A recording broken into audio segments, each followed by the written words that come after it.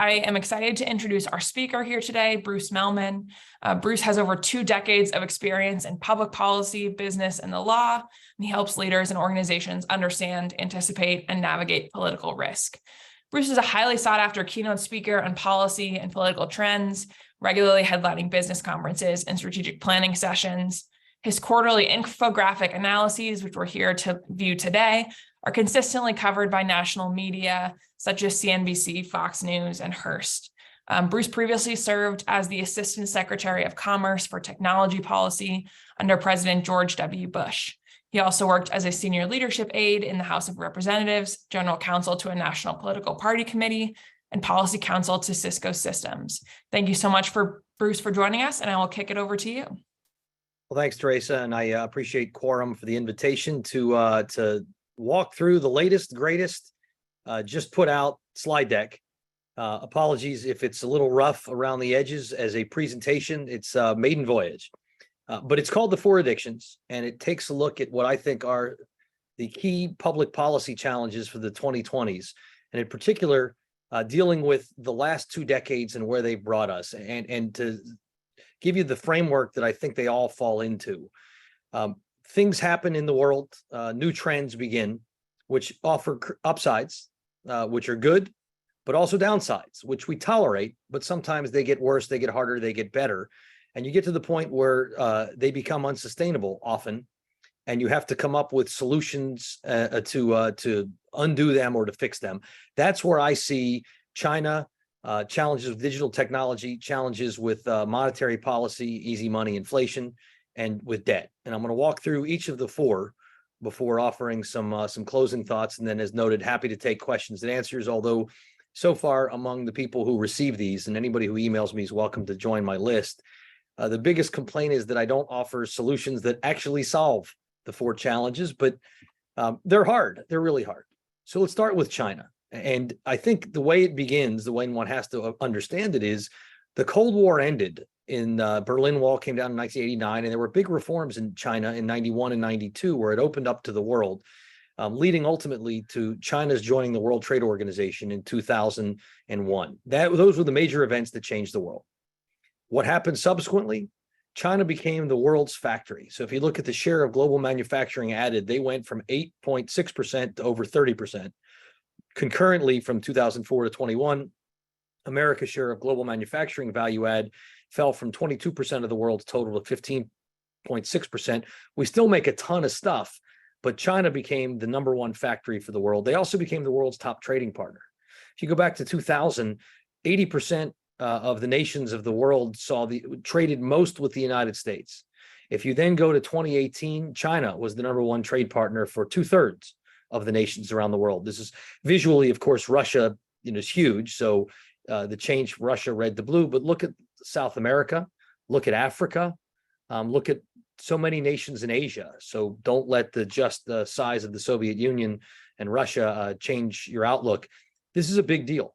There were a lot of upsides. Why did others? Well, engage with China, cheaper goods. It was a massive disinflationary force of the last 2 decades, and inflation is generally not desired. Disinflation is good. China buys a lot of stuff, not as much as we'd like, but when you look at our trading partners by country last year, only Canada and Mexico bought more of our stuff than China. It's also been, for many multinationals, a very efficient place to build things that are often require exacting technical standards. Apple's iPhones, which are almost all made in China, being the ultimate example. But there are downsides. First, there are dependencies. So we've become overly dependent. We saw this in the pandemic on China for supply chains, for a lot of critical minerals that you can only get there, for advanced batteries, for pharmaceutical ingredients, for older semiconductors. These aren't the cutting edge, but some of these are necessary in cars and airplanes and other things, and China's the only place you can get them. The bilateral trade, it's true, they buy the 3rd most among nations from the United States, but we buy a whole lot more from them. And the trade balance is increasingly unbalanced. And of course, China does not respect human rights. They don't share the values that we share. When you look at what's happening with the Uyghurs, which the State Department, the UN, and others have declared a genocide. So it's become unsustainable. And what changed, I would argue, over the last decade are concurrent with the presidency of China's President Xi. First, China became more aggressive. You look at the South China Sea, you look at the so-called wolf warrior diplomacy, you look at all the overflights around Taiwan. Second, China's become more repressive.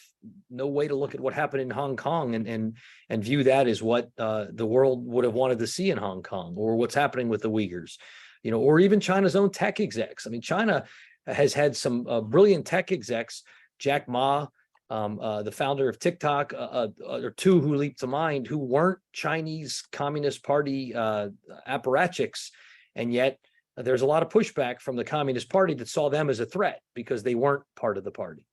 And of course, global events highlight the friction, whether it's the financial collapse and the growing populism around the world, or COVID, which China had such a leading role in catalyzing, but then trying to cover up in their alignment with Russia. That's made our overdependence on China unsustainable. So what happens next? Well, some call it decoupling, some call it de-risking, or maybe containment around supply chains, tech rules, market access, military. These are the sort of the battlefields of the new, if you're going to call it a Cold War. And we're going to see, we're already amidst trade wars. There's also the risk of information warfare and trying to influence whether it's Americans' elections or what we buy. Currency wars, proxy wars. I think what we'll see is the more the products that people want to sell into China have military application, the more likely we're going to see limits and barriers and things like export controls. The more their entertainment products, things that bring you joy, things that are fun, whether it's agriculture or our selling them coffee and they're selling us things that they maybe manufacture, or entertainment that aren't a national security risk. They should be able to continue, we hope and believe, consumer products. But outbound investment restrictions feel more like a matter not of if, but of when. Sounds like right after G7 is what people expect. And retaliation by China. When there are companies that try to shed transparency and light on human rights risks and supply chains, there is pushback against a lot of American companies that are trying to help the West understand what's going on. Other businesses see opportunities, a chance to have industrial policy at their own backs, incentives to nearshore and to reshore, or to sell into a military, which is realizing is that we pivot to Asia, we need to buy different things and build different things. There should be stronger IP enforcement and the strengthening of the manufacturing base. So, of the four that I look at, number one is the increased dependency on China, which has become unsustainable and which we're now amidst, as a policy matter, trying to right size or undo. Concurrent with that is digital technology. And the major event that changed the world is the rise of the internet. It was right on the heels of the computer revolution, but over the last 3 decades, everything was digitized, networked, and made mobile. You saw it in the global number of global internet users from 2005, which was 1 billion to 5 billion today, or the amount of hours Americans spend online, which now that we're streaming so much video online, let alone that we have, smartphones, Americans are online 8 hours plus a day. It's where we work, live, play, and learn.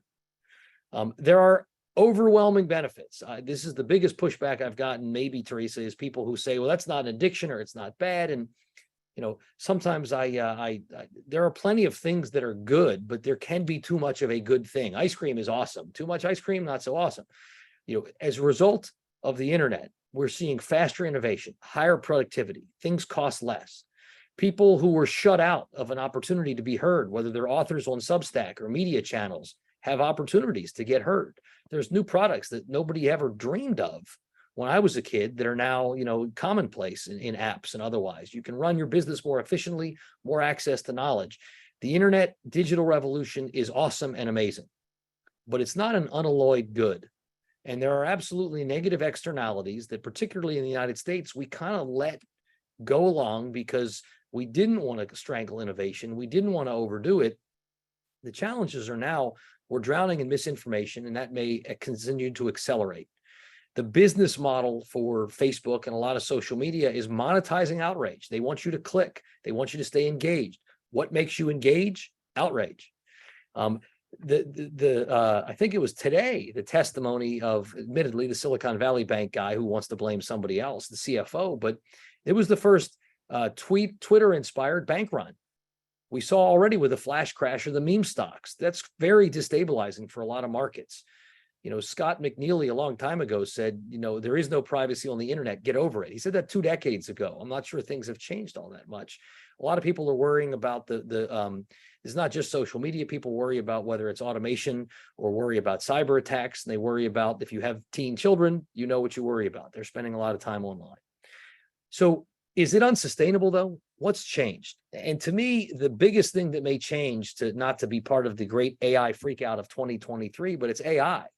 So when you think about other technologies, often things that are ubiquitous, like cell phone or electricity or access to air transportation, or even increasingly drones, which you can get in a lot of stores, we've historically made sure, well, they're not too powerful. So you can go get a drone in a lot of cool stores, but you can't get a drone with Hellfire missiles. Other technologies, super powerful. Think nuclear. Increasingly, it's early, but quantum computing or biotech or hacking tools, they're really powerful. So we've generally restricted the access. AI is increasingly powerful and it's increasingly ubiquitous. GPT-4, it's pretty easy to get and to download, and there aren't any rules per se. EU, as they always do, is rushing full speed to come up with their rules, and some states are looking at it too. Likewise, companies such as Adobe are leading the way to try to have rules to help deal with deepfakes. But, they're coming up with technological solutions. The rules aren't necessarily there. It feels as if, led by AI, we may be at a level where we can no longer ignore negative externalities because it's too powerful and too ubiquitous. And so the outcome, this is a more visually pleasing version of the slide in the deck, is regulation, or at least efforts to regulate, are coming everywhere all the time. Privacy, content moderation, crypto, dealing with the protecting kids online. We're seeing efforts on competition policy more at federal agencies and the EU, some degree in states, than perhaps I'm not expecting new competition legislation this Congress. The national security, that's where Washington's really been leading, but we're seeing other nations around the world seeing the internet and seeing connectivity as a vulnerability that, China a long time ago tried to wall off information with a great firewall. But openness, which is both America's great strength, but it's also an area of vulnerability if we're not better on cyber rules. And then the social compact, what do businesses owe society, whether it's in taxes they pay or to workers, or in making sure there's availability, or in making sure they're not putting products out. And the theory is, good guys just inherit. You shouldn't put a product out if it's dangerous and if there aren't ways to protect regular people. So I see that as challenge number 2. The so-called addiction number 3, easy money. And this is in monetary policy. What, to me, and a lot of these interact with each other, but with the internet bubble, suddenly productivity went up, which was disinflationary. The trade of hyperglobalization led by trade with China was disinflationary. So when the dot-com bubble burst, the Fed realized they could lower rates, and they could keep lower rates a little bit lower because the economy wasn't overheating when it was growing too fast, though it was with the dot-com bubble. That led to a recession. They dropped rates. When the financial collapse happened, the Great Recession happened, the Fed again dropped rates low, and this time began something called quantitative easing, where they were buying, they were putting assets on their balance sheet. So the first decade of the 21st century saw historically low federal funds, interest rates, federal rate from the Fed, and then it went even lower last decade because it was coming off the heels of the Great Financial Recession. When they tried to raise them, there was a so-called taper tantrum, and then COVID happened. Likewise, the Fed and other central banks' balance sheets, it's not just the United States, major central banks bought more and more assets that went where they thought players in the economy needed liquidity. There were upsides to doing this, as in we avoided a new Great Depression in the Great Financial Recession. Investors, if you own stocks, they kind of kept going up, and they took a gut punch with the tech bubble, and they took a shorter term gut punch as a result of the Great Recession. They took a 2-month recess from always going up after the with the COVID recession. Those are generally good things. But here again, there can be too much of a good things. I tend to think of this sometimes like antibiotics. Antibiotics are amazing. And if you have an infection, something that might have killed John Rockefeller, you get a $15 prescription and it goes away. That is amazing. But what happens if you use too much antibiotics? Well, you need to use ever larger doses, and it becomes a challenge. It becomes dangerous. In the case of financial monetary policy, it's asset bubbles. If you make it less likely that if you take a risk, you will suffer a big loss, people will take more risks. And if interest rates are super low, people will chase yields elsewhere. So the dot-com bubble, which the Fed helped reduce the impact of, led to people taking bigger risks in housing. And you had the housing bubble, which again, the Fed helped reduce and mitigate the downside, not for people who got their foreclosed upon, but for plenty of people in the financial investment world. That led to, even bigger risk taking. We find ourselves with ever bigger bubbles. That is a challenge. COVID then happens, and you suddenly have these new supply shocks where it's harder to make things. At the same time, there are demand shocks where suddenly people didn't have less money because of COVID. They had more money in their pockets and they were looking to spend it. And since they couldn't spend it, a lot of the times on services and on experiences, they were spending it on goods, which themselves were snarled in supply chain supply shocks. And so that suddenly brought our friend inflation back. Inflation came back for those short-term reasons, but it's now married up over the next decade with inflationary trends, as opposed to the last 2 decades where you had disinflationary trends. So for the last 2 decades, millennials were joining the economy, the boomers were still here, and China was a cheap source of labor. But now the boomers are quitting, and China's gotten more expensive. Thanks to fracking, energy got super cheap. Natural gas was both lower carbon and less expensive. But by discouraging fossil fuels, we're making them more expensive. Some would say that's necessary for climate, but it's inflationary. And we'd rather have more expensive or more carbon emitting British coal than giving Vladimir Putin's war machine money for his natural gas. For tech, the trends of fewer regulations and more connectivity, which drove up productivity, were disinflationary. The future is more regulation and including data localization. That's going to be inflationary. Trade, it was offshoring and globalization. We can debate the negative externalities, but they were absolutely disinflationary. Now, reshoring, deglobalization are going to drive costs up. It was all about just in time. That was super low cost. Now it's also just in case. You have deeper inventories. Just the low-cost single country supply is insufficient. You want multiple supply chains. I can't tell you what's next. I always get this stuff wrong. It's why I'm a terrible investor. But we've seen the era of low rates going away led to banks like Silicon Valley Bank, and they had other problems, like they had a monoculture of investors, but they were invested in treasuries. That's supposed to be super safe. They had hedged credit risk pretty well, but not interest rate risk. It makes people wonder about other community banks. So there's a lot of panic right there. It makes people wonder, will there be down rounds in the venture space? And who owns a lot of these funds, the PE or other? And the answer is often pension funds. A lot of the banks and a lot of the funds also own commercial real estate. Well, in the era of Zoom is awesome and you can work from home, commercial real estate may take a hit. And so that could lead to tighter lending standards, which again, it creates the domino risk across the economy. The policy challenges will be defining the new normal. So first, we got to get rid of the moral hazard. If everybody thinks they're going to keep getting bailed out, if every depositor, it was crystal clear that FDIC covers depositors up to $250,000 until we started covering every depositor. So are all depositors covered now? We're going to have this known and believed. What's systemic risk? The stress tests by the Fed they didn't do Silicon Valley Bank. But even if they did, they wouldn't have found it a problem because they didn't consider interest rate risk a thing. Well, it was a thing.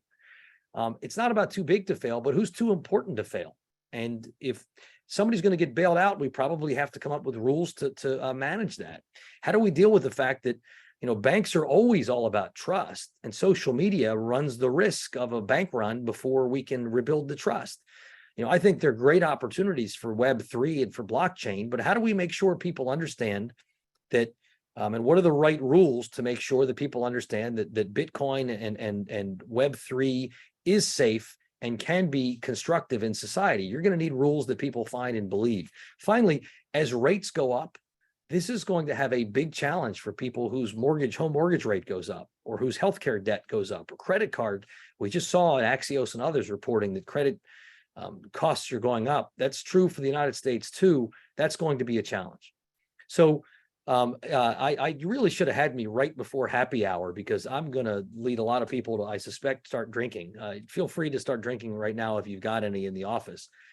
Challenge number 4, debt. If I'm honest, we can go back 50 years. You could do the Vietnam War. You could do the Great Society. You could do the Reagan buildup and tax cuts. And there are just lots of things you could point to. But since this is mostly starting in the last 2 decades, after 9/11, part of the reason we had this in the latter part of the Clinton administration, we had surpluses, was the so-called peace dividend. We dropped our defense spending down. The history was over, according to Francis Fukuyama. We didn't worry about defense necessarily. Then 9/11 happens. We realized we have to. And likewise, we saw with the Great Recession, there's a lot of vulnerable people across our society, and the safety nets were inadequate. So again, it's really a 50-year story of deficits. The only difference is in the latter stages of the Clinton administration. Now, some of that was bipartisan deal cutting to spend less. Some of that was productivity-enabled accelerated growth, which brought in more revenue, and some of that was spending less on defense. But we're in this new world here where the new trend is spend, spend, spend. And we're at a point where debt as a share of GDP is the same as it was after World War II. That's pretty scary, because I get why it was that high to save the world from totalitarianism. Why it's that high right now, sure, COVID was a thing, but we've had a couple decades of peace and prosperity. I think the reality, if we're honest with ourselves, is there were great upsides that you could have. They used to talk in the history books, guns or butter. We had guns and butter. So we could fund a strong military. We funded, war around the world, or defending, freedom or democracy around the world. We expanded entitlements to make sure seniors could have Medicare and prescription. Seniors could have prescription drugs. That uninsured Americans have opportunities. And in COVID, we helped folks, and we help folks again. And almost every modern president had their share of tax cuts. The challenge, of course, is that bills are coming due. And so first, you look at the Peterson Institute does such great data. I didn't even try to reconstruct it. I just stole their charts, which they put out publicly, so I assume I was allowed to do. Interest costs are soaring, and they're going to become even higher going forward. As we know, the boomers are going to age. Older people need more health care. That's going to put a big hit on Medicare. The Social Security Trust Fund is going to run out soon, be depleted. And we're going, once upon a time, Social Security was for the latter couple of years of your life. Now it's the last third. People are living longer, which is good. And the history nerd would point out that debt historically has driven imperial declines. The Peterson chart that really blew my doors off was what do increased interest costs mean? And they mean that we won't have as many dollars to spend on the future, defense, R&D, infrastructure, education, because the share of federal spending that interest will command by their projections is frighteningly high going forward. The more we borrow, the more interest we owe, the more we have to pay on it. Obviously, they're meeting at the White House right now. It's the debt ceiling showdown. I worry about this because both sides think they're right. Both sides are convinced that they're winning. Both sides pretty much are sure the other side will blink. And both sides think failure is likely to hurt the other guys worse. There will be a deal for sure. I don't know if it's before or after pain.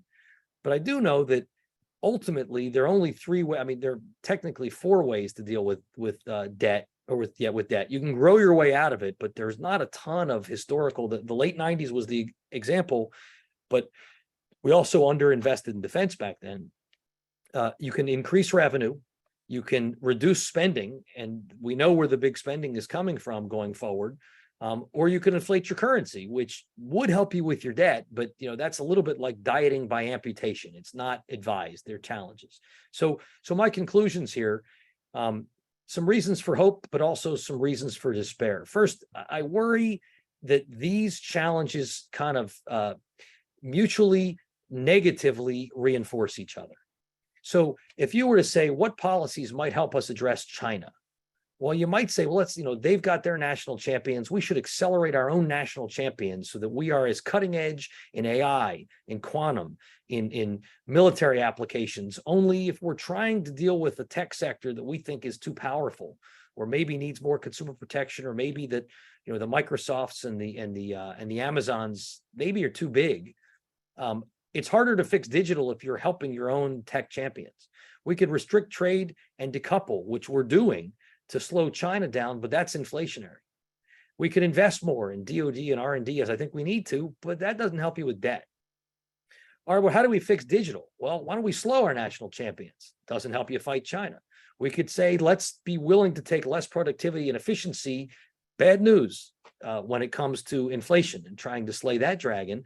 We could spend more on the regulatory state, which has, in my Republican opinion, lots of problems, but one of them is it's money we're going to spend. It's worse. To deal with inflation, let's trade more. Globalization's good, is disinflationary, but that was going to make it harder to manage China. We could amp up productivity, but tech, if you want more productivity in the economy, you need to integrate technology deeper, faster, sooner. AI could be really good for that, but if you're worried about tech being too powerful, it's hard to get more tech in more places faster and rein them in. You could, as noted, you could crank up your interest rates if you want to deal with inflation. But man, if your interest costs are bad already, and as noted, to deal with debt, should we spend less on defense? I don't think so. Should we spend less to control or to regulate tech? There are trade-offs in making that decision. Should we slow our interest rate hikes? We could, but that's bad news for inflation. So that's really freaking depressing. I didn't realize until I said it out loud how dismal that is. I have some reasons for hope. First, we don't want to go to war with China, and they don't want to go to war with us. No matter how you war game it, it's a mutually assured depression. So it's the mad for this Cold War isn't destruction necessarily, although you could have that too. It's depression. We ought to be able to find a way where we dial back things that help their military and they decide to do what they do, but we continue trading in ag and consumer products, in entertainment and so many other things that aren't of national security concern. I think that the productivity enhancing technologies are greater than the robot enslavement technologies. I could be wrong, in which case I welcome our robot overlords. Easy money. There's a worry that with our monetary policy and frankly our foreign policy, the sanctions against Russia, might that lead to a de-dollarization? We know that China and Russia and maybe Saudi and others would like to see us have less of unilateral, exorbitant privilege where the dollar commands it all. But so far, they've not seen de-dollarization. We've seen other currencies besides the dollar, especially the euro, take a hit, but not the dollar. Will they cut a deal? Not today. I haven't. Maybe it's already on Twitter. They'll cut a deal, and ultimately they'll have efforts to control spending and the debt. We won't default on our debt, but it could be hard to get there. Solutions are known. I'll share the slides. People can go through them. Broad picture, China, we need to constrain and contain, but not corner them and force more confrontation faster than we want or they want. With digital, we should regulate, but not suffocate. Innovation is the key to getting out of it. It's the key to beating being where we want to be vis-a-vis China. It's the key to dealing with inflation and more productivity enabled growth. It's the key to the economy, but it doesn't mean whatever all tech wants to do all the time is always good. With easy money, we've got to reset expectations and have people believe that we mean what we say. If you take a risk and lose, you lose. It's not heads I win, tails taxpayers bail me out. And finally, with debt, reform together, don't fall apart. Ultimately, part of the lesson of the 90s is the Republican-controlled Gingrich-Dole Congress cut deals with the Clinton-led White House. At the end of the day, I think the most successful policy in American history has consistently been bipartisan. It's not an accident. That's the system the founders built. I think we need to get there. My very last slide. I've been worrying about debt for a really long time, but when you go back and you look for magazine covers, in 1973, is the U.S. going broke? 1980s, inflation out of control, the debt bomb, the deficit monster, back to the 70s. We on and on again worry that now this time is different, and maybe this time is different on debt.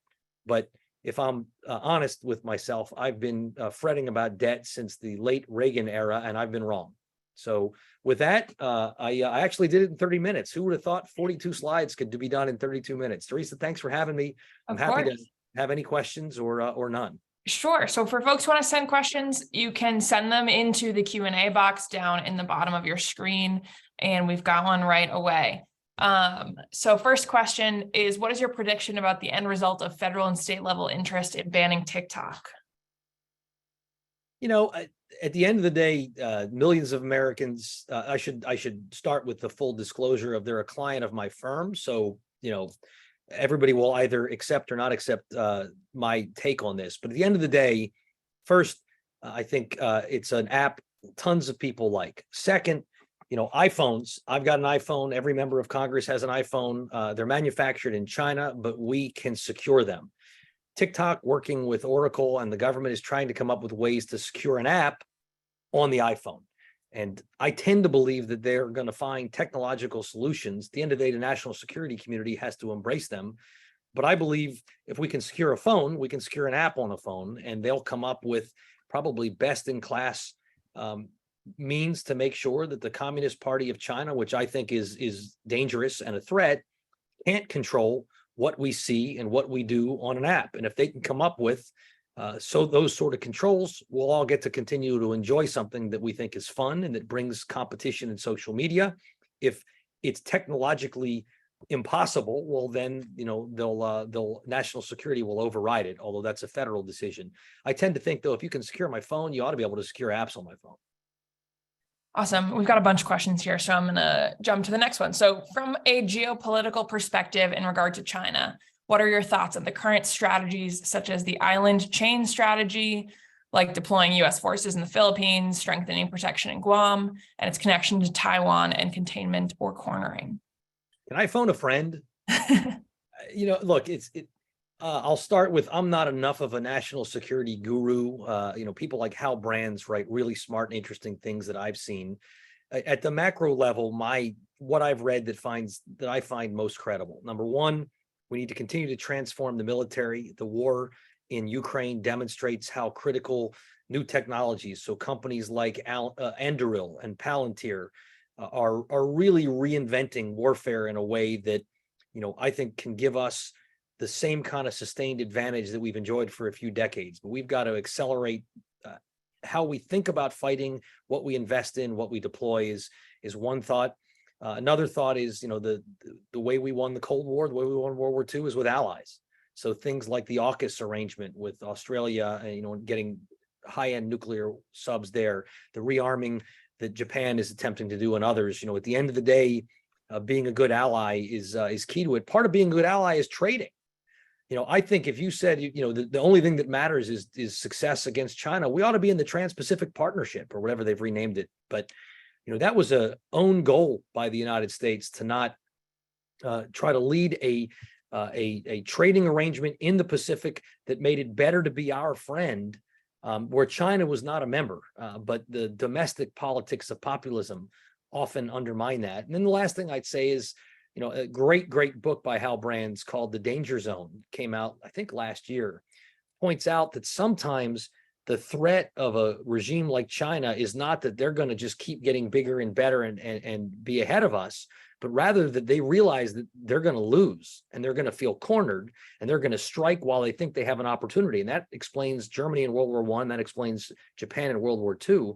So to me, again, I do not trust the Communist Party of China, but let's play a smart game. There's every reason we want them to continue to drink Starbucks and eat McDonald's. We want them to continue to buy soybeans. There should be, as much as we can, cooperation on whether it's climate or North Korea or cyber or other shared goals where we can. We shouldn't trust the regime, but we also shouldn't look to isolate them so aggressively that we provoke something bigger than we need to. I think we win if we play the hand smart and carefully. I think we win the game. If we provoke an immediate confrontation, I worry.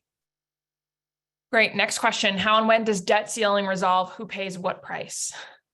I don't have any idea. I think the coverage and the Axioses, the playbooks, the punch bowls are pretty smart. Closer to it. It sure feels like there will be some spending discipline. They'll maybe some of the unspent COVID money, maybe some of the agreement on capping the growth of spending going forward, maybe some extraneous policy deals like permitting. And I think they will increase the debt ceiling. They always will. And I think some things that matter to the Dems will be red lines, but I'm a bad predictor. Two similar questions. Thoughts about addiction to fossil fuels vis-a-vis climate change. Should climate change be a national priority? I don't think personally, I think, that humanity, I guess, is addicted, needs energy. Without energy, we couldn't be on this great, wonderful call. We couldn't have technology. We couldn't do anything, but people don't care what people want. Energy that's affordable, and fossil fuels for decades have been amazing at that. And for decades more, we're going to need fossil fuels. The increasing reliance on gas has been good for climate. I think there need to be efforts to continue to accelerate renewables, such as solar. If you look at the price per kilowatt generated, solar has been extraordinary in the cost coming down. But I think that's going to continue to take a while to bring up to speed. So I thought about that, and I don't tend to think of fossil fuels as an addiction. I think of them as the available energy source. I do worry about climate, and I worry about the need to accelerate the energy efficiency across the economy. That's both in the fuels we use, but it's also in the insulation in our homes and buildings. And there are a lot of opportunities to be more energy efficient. Technology is another one that can often make each dollar of GDP more energy efficient. Awesome. Here's one that I like. How do you think some of these big issues will manifest at the state level in 2024? It's something that's not in this deck, but in the last presentation, I looked at the fact that we're seeing the patchwork quilt grow. Some of these issues, China's not really a state issue. I mean, people kind of do stuff for show, but it's not really a state issue. Debt is, those states have to balance their budgets. So states have always lived within their means. States aren't responsible for monetary policy, though. For the increase in interest rates, they're going to start, hearing from people who can't afford their homes or their credit card debt or their health costs. Digitally, we ought to have national standards that we seek to globally harmonize if we really want to help our tech sector and have our tech sector lead the world. But we're seeing, particularly California now, they've got their own privacy law, and they don't want Washington to have a national privacy law unless theirs gets to be the floor. And so the states, there are at least 5 states I thought I saw in pluribus talking about AI regulation.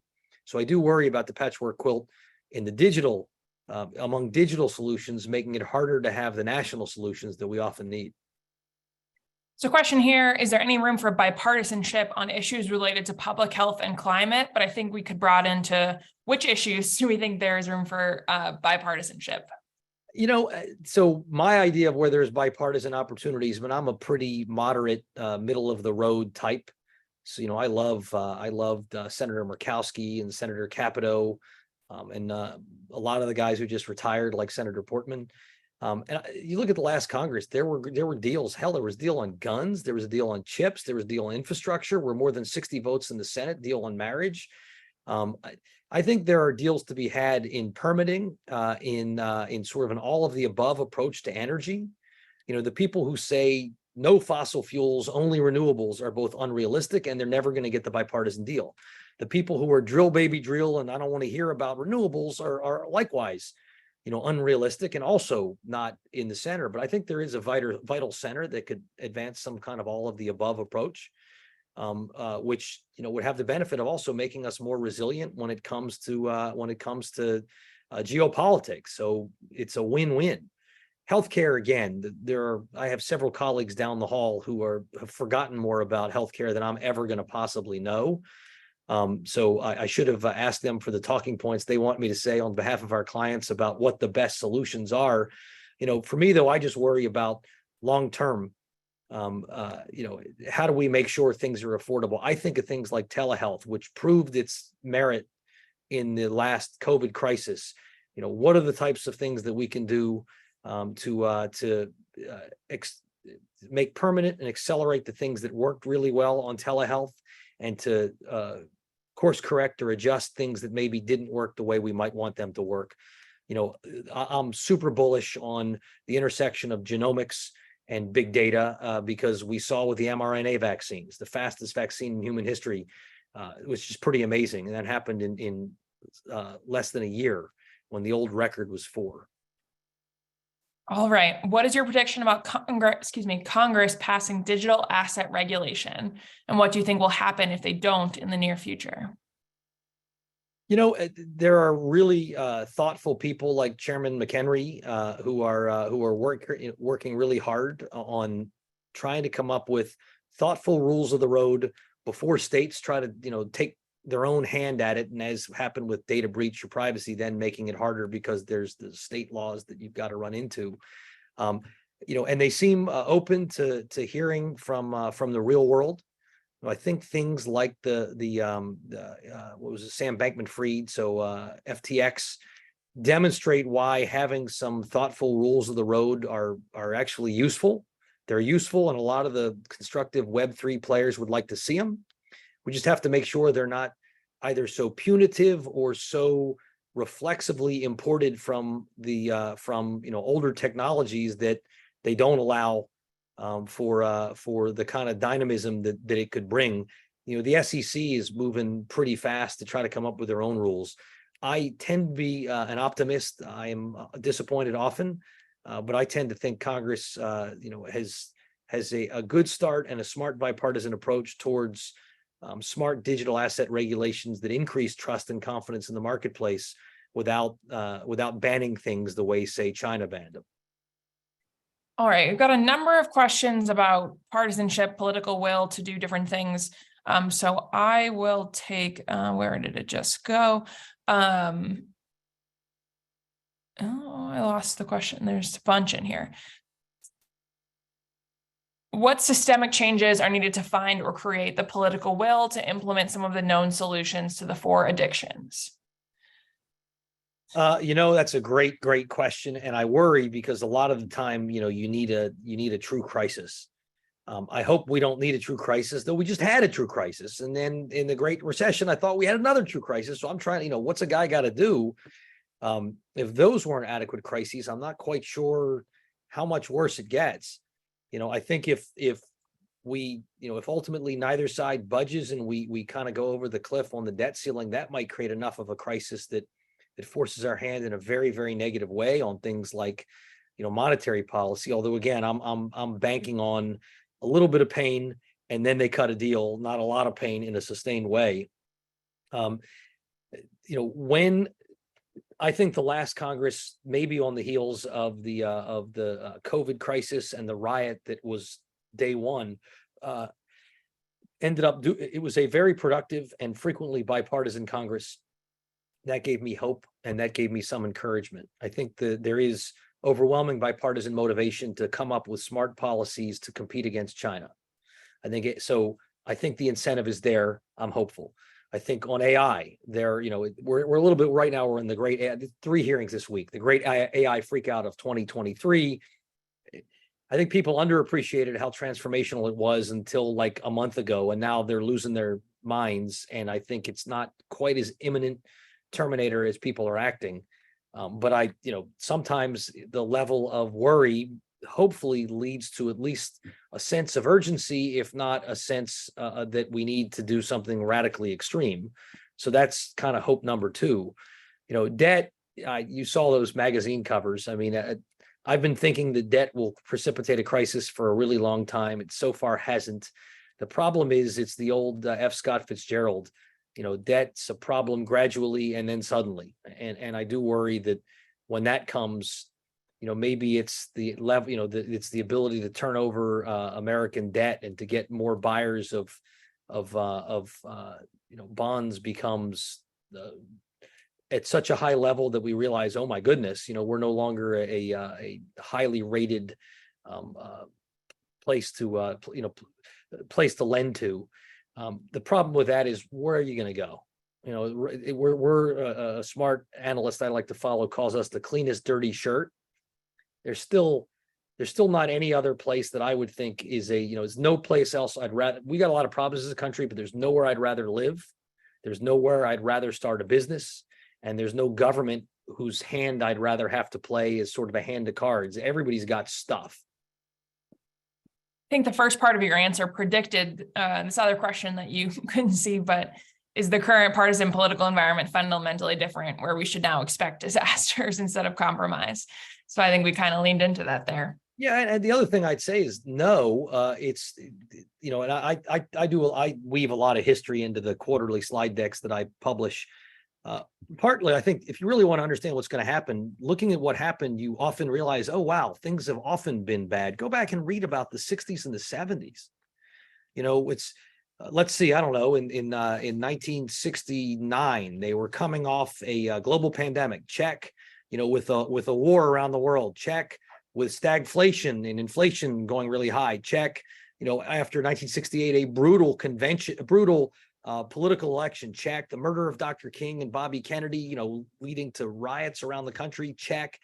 There was a period in 1971 to 1972 when there were an average, according to the FBI, of 5 bombings every day across American cities.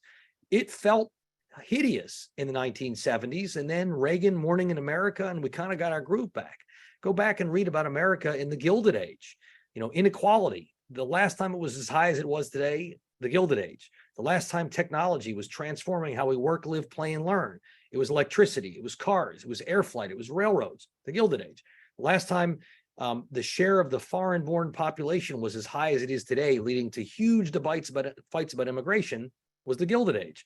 What happened? We had economic reforms, political reforms, and social reforms, and kind of found our way out of the crisis. For me, what these four, what they ultimately reflect, the reason we have all of these change elections, the reason it feels so fraught and bad, I think, is because Americans and people around the world look at the policies and the parties and the institutions that govern our lives. They were created in the 20th century for the 20th century. And they don't always feel relevant to the challenges that we feel and we face today. We feel fragile. That's why we're voting for populists or progressive or somebody who's going to come in with some kind of big systemic change. But we've been there before as a nation, and we've always managed to find our way out as a nation. So that's where my optimism comes from. With the post-millennial baby bust and baby boom retirement, what do you expect will happen in the labor space going forward, both at the state and federal level? Well, if we were smart, we would increase legal immigration, which, is a deal that ought to be able to get cut. But I wade into, fraught territory by going there. But first, immigration, especially, it's got to be legal immigration of talented people, has been a secret sauce of America's economic success. So that's one thing we should do. 2, technology is a way to increase productivity, something we're going to need because the boomer retirement wave is bigger than replacements. But I worry a lot about that. What's ironic is you probably have a question queued up there about AI displacing jobs. At the same time, we have a worry about the demographic lack of workers to do the work. Those questions should be made to go in a room and fight each other and decide which it is. I kind of worry about both. For me, what that ultimately leads to, though, is it leads to we've got to do a better job at skilling and upskilling. You shouldn't need to go to college, but if you're a Gen Z, whatever you think your career is, it's going to change. And so you need to learn how to learn, and you need to be able to change careers. And if, Chat GPT 5 or 6 or 20 pretty much automates out whatever it is you do, there'll be new opportunities to maybe get them coffee or to deal with those kind of technologies. But you're going to have to know how to learn how to do that. That's something I don't know that our education system does well enough right now. A couple questions on a similar topic around Kevin McCarthy and the role that he plays in some of these factors. Is he too weak of a speaker to bring these deals together? And I guess just in general, it's your reaction to how Kevin McCarthy as an individual plays a role in some of these debates. Look, I think he's doing well. He's doing better than I thought he could, looking at the hand that he was dealt. There's nobody with a margin of 9. And when the right wing of the right wing, often wants nothing to happen, I don't know who your Hall of Fame Republican speaker is, whether it's Newt Gingrich or John Boehner or Paul Ryan. I think I was impressed that he was able to get the House version of a debt ceiling bill passed. A lot of folks thought that was going to be a mission impossible, and he pulled it off. That was very hard to do. When your margin is only 9, it's really hard. Now, if my Democratic partner, David Thomas, were sitting here, and if he 2 offices away, he could hear me, he would scream right now. Nancy Pelosi had a margin of 9. She did, but she had 20 years of goodwill as the speaker built up, and the left wing of the left wing, their problem was that 1 trillion wasn't enough. They want 10 trillion. The right wing of the right wing often wants nothing, wants a lot less. And so it's harder to kind of cut a deal with them. I've been surprised at Speaker McCarthy's ability to navigate what is a nearly impossible hand to play. But it's still real early innings in this game. So he's got a whole lot of tough work ahead. And just to wrap up, a last question I'll throw. And speaking of early innings, which of these break through in 2024? And which of these challenges are people thinking about when they go to the ballot box? So that's the latter is a great question. I would imagine we will continue to see lots of campaigns advertising about my opponent's not tough on China, I will be tough on China. So that will be front of mind. I don't know if people are going to advertise, Mehlman's soft on AI. It doesn't feel right. Maybe, you'll have the hits on big tech. But I do think 2024 is the AI election, where how AI impacts the operation of campaigns will be significant. And AI as a sort of the new missile gap vis-a-vis China will probably come up. I think, tell me what inflation is, and I'll tell you how much of an issue it is. I thought it would be even a bigger deal in 2022, but it requires candidates who don't become the issue. I'm looking at you, Herschel Walker, but rather if inflation's high and if people have a hard time paying their bills and their credit cards cost too much, that's a massive breakthrough for sure. And then debt, I don't know, I'm 0 for the last 20 elections saying debt's the breakthrough one. So TBD, certainly if we screw up dealing with the debt ceiling, that could have led to a whole lot of bad consequences that then we're talking about who made the mess that we're all living in. But again, I remain hopeful that while debt is a massive medium-term issue, I don't think of it as a 2024 something breaks issue. Wonderful. Now we have many more questions that we could spend a whole nother hour talking to. Let's not do that. No. So we'll have Bruce's email again is on those slides. If there's anything you want to reach out to him about, we will send those to you after our session today. So thank you again for your time. You are welcome back anytime to our Quorum audience, and we really appreciate it. Thanks for having me. Awesome. Thanks.